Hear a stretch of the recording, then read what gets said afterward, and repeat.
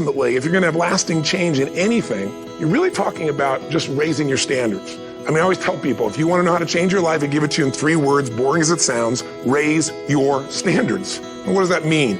Corny as it sounds, raise your standards. Oh, thank you for the breakthrough thought, Tony. I'm glad I wasted my time watching this little email with you. But think about it. Lasting change is different than a goal. You don't always get your goals, but you always get your standards. Maybe it'll help you is to think about it this way. I try to explain standards to people with a different set of words. Think of it as everybody in life gets their musts. They don't get their shoulds. Right, think about it. Most people have a list of shoulds, don't they? Don't you have a list of the shoulds, things you should do, you should follow through on? I should lose some weight, I should work out more, I should make more calls, I should respond more rapidly to my email, whatever, you know? I should get into the office earlier, I should be, more confident, whatever your should list is. People love to have their should list be met, but it's kind of like New Year's resolutions. If it does, it's really exciting, but if it doesn't, which is most of the time, it's a little disappointing, but you kind of know it's not going to happen. But when you decide something is a must for you, an absolute must, when you cut off any possible, you say, I'm going to find the way or I'm going to make the way. Human beings, when they resolve things, when they make a real resolution inside themselves, which is they raise the standard and they make it a must, they find the way.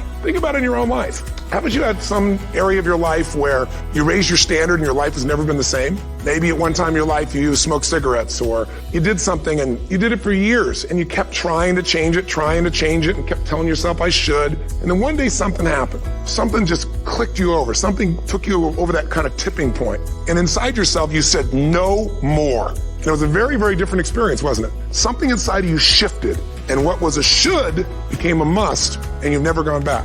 Is there an area like that in your life you can think of? Again, did you ever smoke cigarettes? Did you ever eat a certain way, drink a certain form of alcohol, and then finally say no more, and you just don't go back? And notice this, it doesn't really take any willpower anymore. Because somewhere when we make this click, when we make something a must, we attach ourselves to it. It becomes part of our identity. One thing I've learned in the last, 33 years of working with people from now over 100 countries, 4 million people, is human beings absolutely follow through on who they believe they are.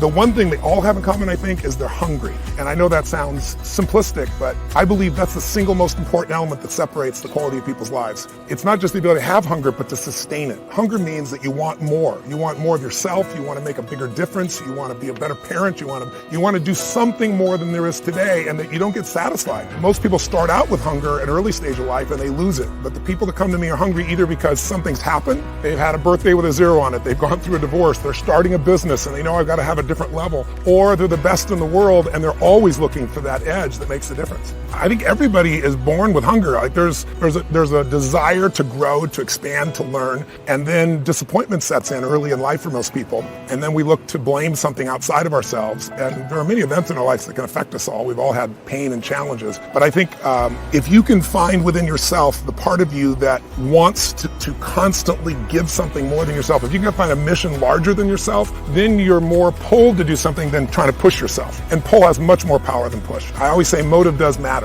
That if your motive is to serve something greater, there is an energy that comes up inside of you. So I feed 2 million people a year because somebody fed my family when I was 11 years old, and now this year we're feeding 4 million. I want to do more in that area. And every business I'm in, that drive just doesn't go away. Well, it's interesting, since 2008, you've seen most large enterprise companies have really figured out how to respond to the world economic crisis at that time by cutting, right? They figured out how to cut their costs, they grew their bottom lines, and they built up their cash. And so they've done very well. But that was 5 years ago, and it's getting hard to keep cutting.